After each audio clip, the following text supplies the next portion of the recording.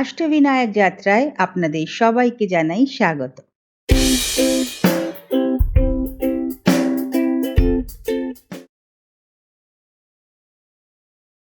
অষ্টবিনায়কের দুজন বিনায়কের দর্শনের পর আজ আমরা যাব লেনাদ্রি।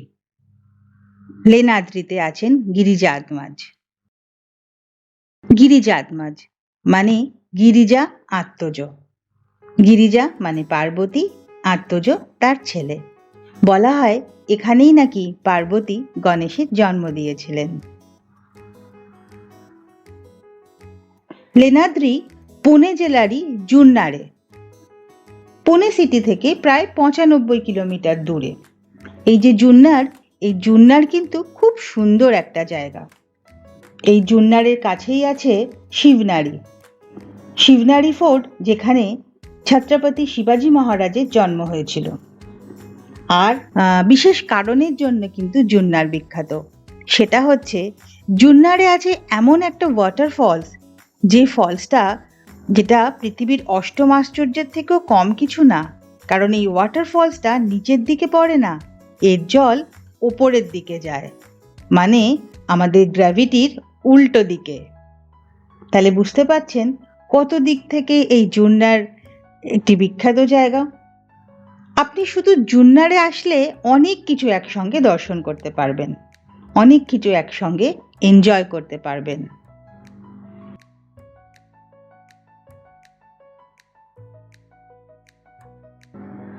আমি আপাতত না তো শিবনারি ফোর্টে যাচ্ছি, আর না তো উল্টো দিকে বয়ে চলা ওয়াটারফলস দেখতে যাচ্ছি। আমি যাচ্ছি বাপ্পাকে দর্শন করতে। আমি যাচ্ছি গিরিজাধমাজকে দর্শন করতে। আমার অষ্টবিনায়ক দর্শনের আজকে তৃতীয় বাপ্পাকে দর্শন করব আমি। ভুট্টা ক্ষেত পেরিয়ে, গ্রামের রাস্তা পেরিয়ে আমি চলেছি বাপ্পার কাছে, লেনাদ্রিতে। লেনাদ্রি, লেনি বা লেনাদ্রি, মারাঠি ভাষায় এর মানে হলো গুহা। লেনি মানে গুহা।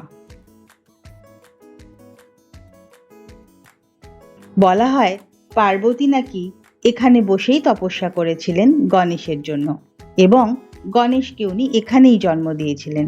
তাই জন্যই এখানকার নাম গিরিজাধমাজ, যিনি গিরিজার আত্মজ, গিরিজার ছেলে। এটি আসলে বৌদ্ধ গুহা। বর্তমানে আর্কিওলজিক্যাল সার্ভে অফ ইন্ডিয়া এর দেখাশোনা করেন। আপনাকে এখানে যেতে গেলে কিন্তু অনেকটা সিঁড়ি ভাঙতে হবে, একদম পাহাড়ের ওপরে উঠতে হবে। প্রায় ৩০০টা মতো সিঁড়ি আছে। সত্যি সত্যি আমি গুনে গুনে দেখেছি ৩২০টা সিঁড়ি আছে আসলে। তবেই না গিয়ে আপনি দর্শন পাবেন গিরিজাধমাজের।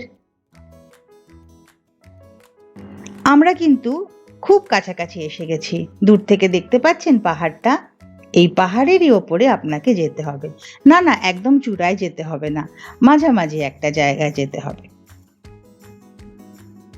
গুহাগুলো কিন্তু বেশ দূর থেকেও দেখা যায়। ওই দেখুন, আমি একটু দেখানোর চেষ্টা করেছি।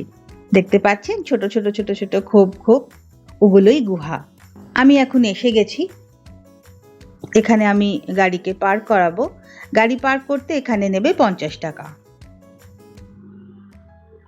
আমি খুব ভোর ভোর আজকে বেরিয়েছি, কারণ আজকে আমি লেনাদ্রি হয়ে যাব ওজার। একই সঙ্গে আমি দুজন বিনায়কের দর্শন করব। দেখুন দূর থেকে দেখা যাচ্ছে না গুহাগুলো? ওই দেখুন ছোট্ট ছোট্ট ঘরগুলো দেখা যাচ্ছে।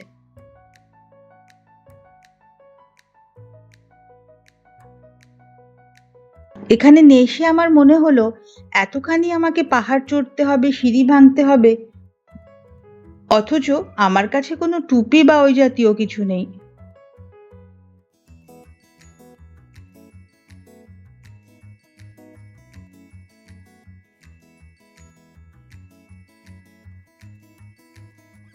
দেখুন এবার গুহাগুলো পরিষ্কার দেখা যাচ্ছে এখান থেকে।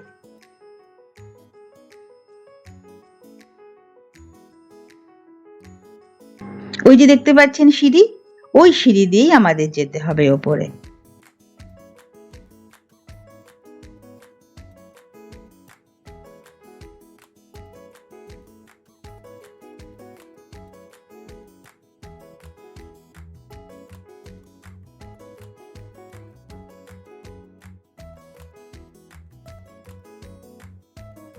চলুন তবে আস্তে আস্তে যাওয়া যাক।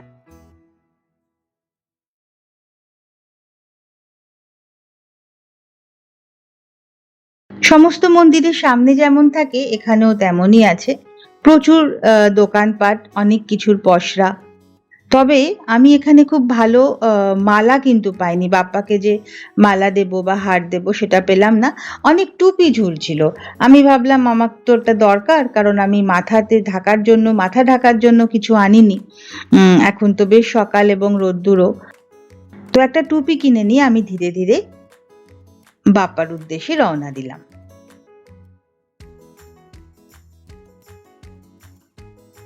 তবে হার আমি এখানে পেলাম না, তাই জন্য জবা ফুল আর দূর্বা এটুকুই নিয়ে নিলাম বাপ্পার জন্য। বাপ্পা তাতেই সন্তুষ্ট। এখানে যেতে গেলে আমাকে কিন্তু টিকিট কাটতে হবে। 25 টাকা করে এখানে টিকিট, এবং এই টিকিট আপনি অনলাইনেও কাটতে পারেন। মানে আগে থেকে টিকিট কেটে আপনি এখানে আসতে পারেন। তবে আমার অনলাইনে কাটা ছিল না, আমি এখানে এসেই টিকিট কাটলাম। এখানে রয়েছে ডুলিরও ব্যবস্থা। যারা এতটা সিঁড়ি চড়তে পারবেন না, পায়ের সমস্যা রয়েছে বা বয়স্ক মানুষ, অথচ বাপ্পাকে দর্শন করতে চান, তারা কিন্তু এই সুবিধা নিতেই পারেন। 1500 টাকা করে এরা নেবে মাথা পিছু।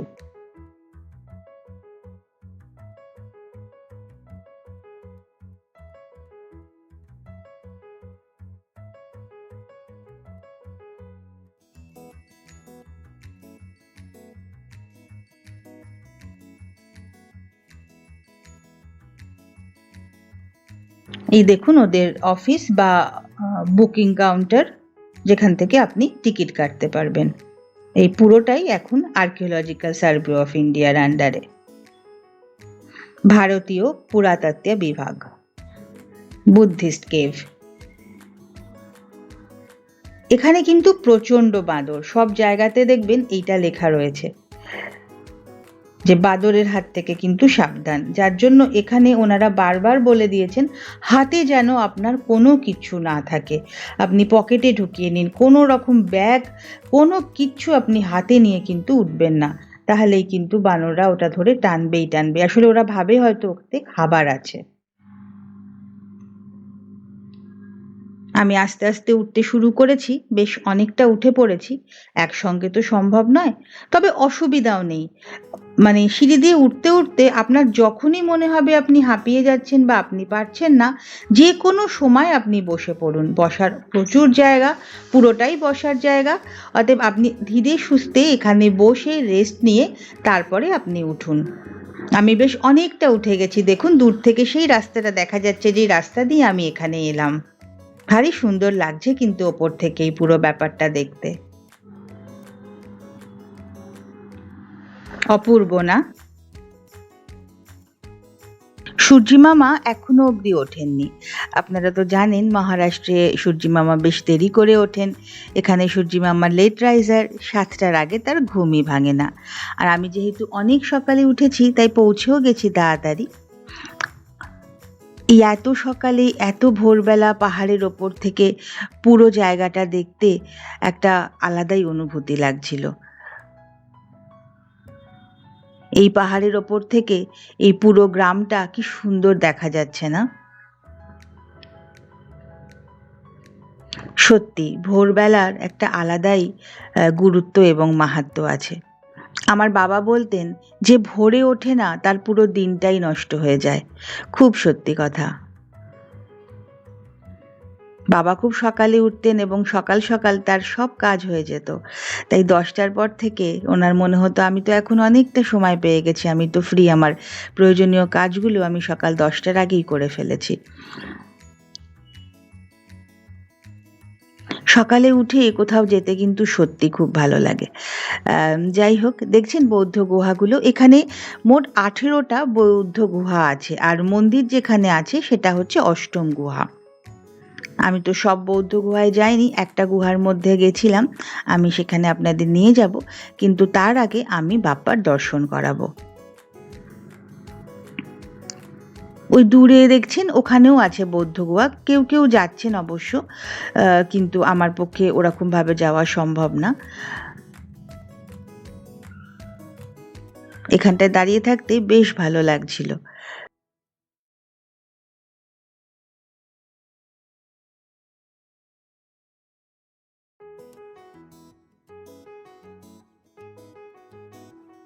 চলুন এবার বাপ্পার দর্শনে যাওয়া যাক।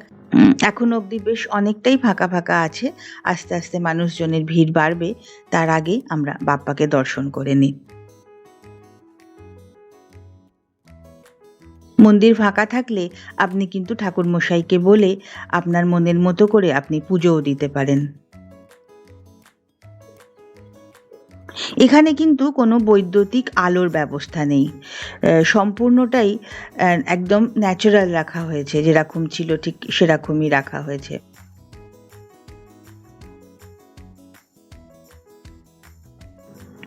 সূর্যের আলোতেই মন্দির আলোকিত হয়।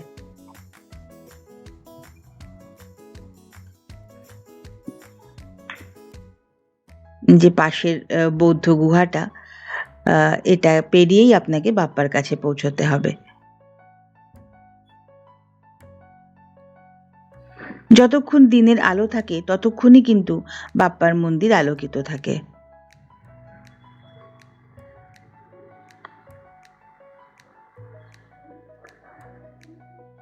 এবার আমি আস্তে আস্তে বাপ্পার কাছে পৌঁছচ্ছি।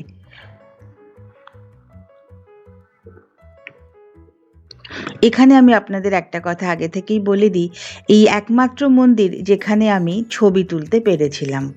বাধা নিষেধ এখানেও ছিল, কিন্তু আমি যখন পুজো করছিলাম বা ঠাকুরমশাইকে বলে যখন পুজো দিচ্ছিলাম, সেই সময়টা আমি সুযোগ পেয়ে গেছিলাম ছবি তোলার, এবং দেখলাম ওনারাও আমাকে কিছু বললেন না। তাই জন্য আমি পুজো করার মুহূর্ত ছবিটা আমি আমার ক্যামেরা বন্দি করতে পেরেছি।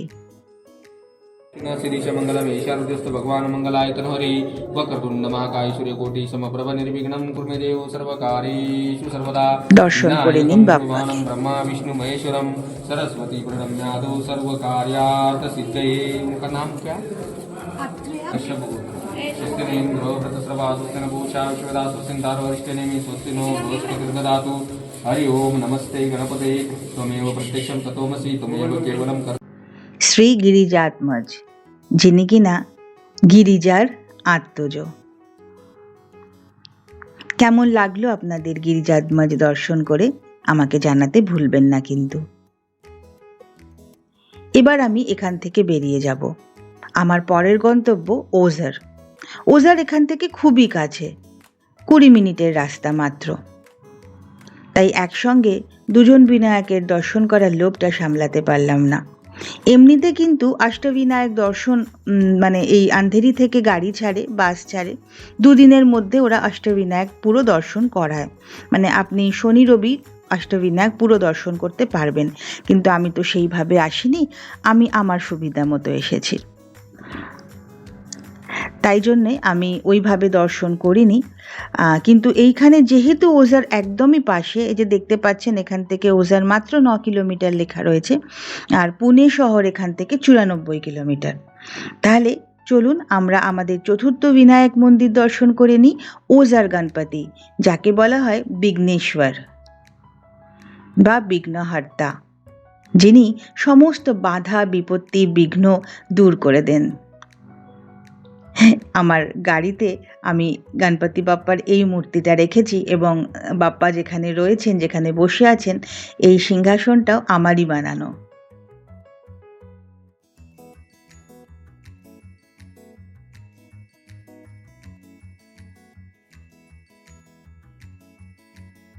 আমি পৌঁছেও গেছি ওঝারে।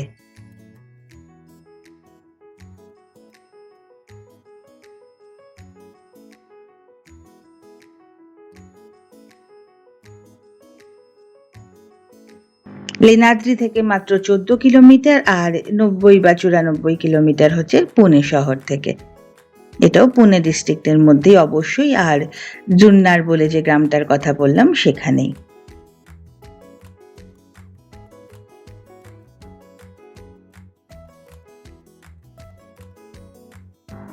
চলুন আপনাদের ছোট করে এই মন্দিরের ইতিহাস একটু বলে নিই। রাজা ইন্দ্রর বরে বলীয়ান হয়ে বিঘ্নাসুর নামে এক রাক্ষস প্রচণ্ড অত্যাচার শুরু করেন। সাধারণ জনগণ তো বটেই, দেবদেবীদেরও উনি অত্যাচার করতে ছাড়েন না। সেই সময় গণপতি বাপ্পা এই বিঘ্নাসুরকে যুদ্ধে পরাজিত করেন। তখন বিঘ্নাসুর গণপতি বাপ্পার কাছে ক্ষমা চান এবং একটি বরও চান। বরটা হচ্ছে এটাই যে গণপতি বাপ্পার নামের আগে যেন বিঘ্নাসুরের নাম নেওয়া হয় এবং এই জায়গা যেন বিঘ্নাসুর এবং গণপতি বাপ্পা এই দুজনের নামেই প্রসিদ্ধ থাকে। সেই জন্য গণপতি বাপ্পা তাকে এই বর দেন এবং বিঘ্নাসুর নামের কারণেই এখানে বাপ্পাকে বিঘ্নেশ্বর বলা হয়ে থাকে, যাতে বাপ্পার নামের আগে বিঘ্নাসুরের নামটাও থাকে বা বাপ্পার নামের সঙ্গে সঙ্গে বিঘ্নাসুর নামটাও যেন উচ্চারণ করা হয়। এই বরই বিঘ্নাসুর অসুর চেয়েছিল আর বাপ্পাও তাকে সে বর প্রদান করেছিলেন। তাই এখানে বাপ্পা বিঘ্নহর বা বিঘ্নেশ্বর নামেই পরিচিত। এই বিঘ্নেশ্বর মন্দির একটা ভারী সুন্দর নদীর ধারে অবস্থিত। এই নদীটার নাম কুকারি। বলা হয় চিমাজি আপা সম্ভবত 1785 সালে এই মন্দির তৈরি করেছিলেন। চিমাজি আপা যখন ভাসাইতে পর্তুগিজ শাসকদের দমন করেছিলেন বা তাদের বিরুদ্ধে জিতেছিলেন, সেই সময় তিনি এই মন্দির প্রতিষ্ঠা করেন। আপনাদের মনে থাকতে পারে আমি যখন ভীমাশঙ্কর দর্শন করিয়েছিলাম আপনাদের, তখন বেশ বড় একটা ঘণ্টা বা বেল দেখিয়েছিলাম, সেটাও চিমাজি আপাই সেই মন্দিরে দিয়েছিলেন। চিমাজি আপা ছিলেন পেশোয়া। তো এই সমস্ত মন্দির, মহারাষ্ট্রের এই সমস্ত মন্দির বেশিরভাগই কিন্তু পেশোয়াদের সময় নির্মিত হয়েছে এবং পেশোয়ারা ভীষণ ভালোভাবে এগুলোর রক্ষণাবেক্ষণ করেছিলেন।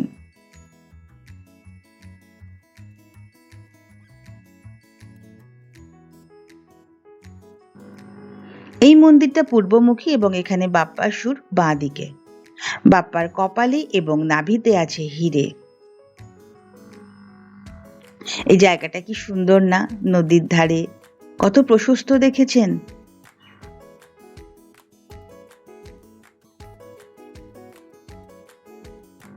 কতটা বড় জায়গা না গাড়ি রাখার জন্য। মানুষজন বাপ্পাকে দর্শন করে এই নদীর ধারেও বসতে পারেন বেশ কিছুক্ষণ।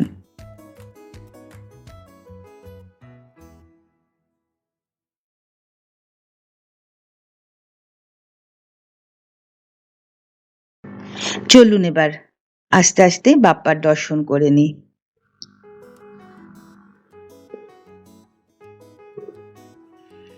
এই বাপ্পাকে দর্শনের মাধ্যমে আপনার সমস্ত বিঘ্ন কিন্তু হরণ হয়ে যাবে। কোনো অপ্রত্যাশিত বাধা, অযাচিত কোনো ঘটনা বা কোনো হওয়া কাজ হচ্ছে না, বাপ্পাকে স্মরণ করুন, বাপ্পাকে প্রার্থনা করুন, বাপ্পার আশীর্বাদ আপনি বাপ্পার কাছে চান, বাপ্পা নিশ্চয়ই তা পূরণ করবেন। আমি বাপ্পার জন্য একটা বেশ ভালো মালা খুঁজছিলাম, কিন্তু সেরকম ভালো বা বড় মালা পেলাম না। জবার একটা ছোট মালাই পেলাম, আপাতত আমি সেটাই নিয়ে নিয়েছি। আমার খুব ভালো লাগে বাপ্পাকে খুব সুন্দর সুন্দর মালা পরাতে। যে মন্দিরেই আমি গেছি, এখানে ঠাকুরমশাইরা কিন্তু আপনি যে মালা নিয়ে আসবেন তা কিন্তু বাপ্পার গলায় ওনারা পরিয়ে দেন। তো এটা দেখতে আমার ভীষণ ভালো লাগে যে আমার দেয়া মালা বাপ্পা গলায় পরে আছেন। তাই আমি যেখানেই যাই সবার আগে আমি খুঁজি যে কোথায় খুব সুন্দর ভালো মালা পাওয়া যাচ্ছে। এই যে আমরা একদম পৌঁছে গেছি। এইখানে দেখুন বেশ সুন্দর করে অ্যারেঞ্জ করা রয়েছে এই সমস্ত দোকানপাটগুলো, একদম মন্দিরের ভেতরেই ঢোকানো রয়েছে। এইখানটা দিয়ে পেরিয়ে গিয়ে আপনাকে মন্দিরের মধ্যে প্রবেশ করতে হবে।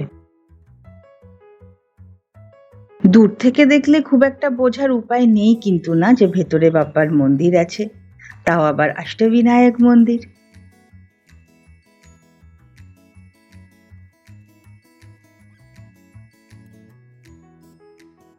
এই যে দেখুন বাপ্পার মূল যে মন্দির, সেই মন্দিরের গেট। আমি একদম গেটের সামনে পৌঁছে গেছি। ওপরে লেখা রয়েছে শ্রী বিঘ্নহারা, শ্রীক্ষেত্র ওঝার।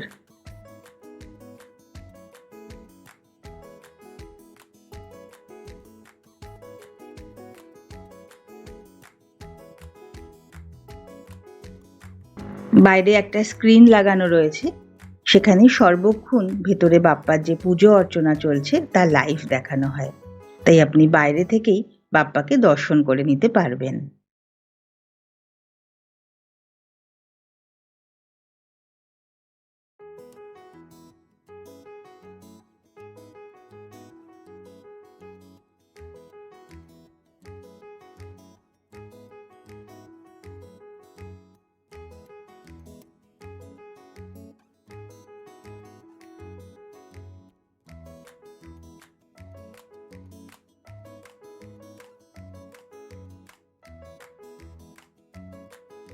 এখানে এসে এই কাকুর কাছে কিন্তু আমি আমার মনের মতো মালাটা পেয়ে গেলাম।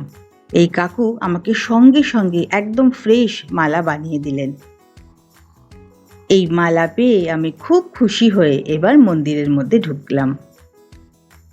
এই মালা যখন বাপ্পা তার গলাতে পরবেন, ঠাকুরমশাই যখন বাপ্পাকে পরাবেন, তার থেকে বেশি আনন্দের মুহূর্ত আমার কাছে আর কিছু হয় না। এটা হচ্ছে মন্দির এবং এই মন্দিরের সামনে এটা বসার জায়গা। আর আপনারা এবার বাপ্পাকে দর্শন করে নিন।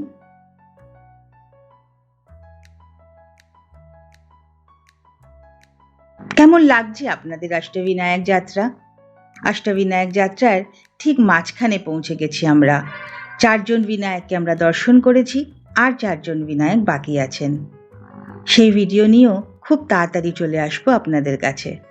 আমাকে কিন্তু জানাতে ভুলবেন না আপনাদের কেমন লাগছে। ততক্ষণ অবধি আপনারা খুব ভালো থাকুন, সুস্থ থাকুন, মনের আনন্দে থাকুন, আর অবশ্যই বাপ্পার আশীর্বাদ ধন্য থাকুন, এই প্রার্থনা করি, এই কামনা করি। আজ আসি, দেখা হচ্ছে খুব তাড়াতাড়ি।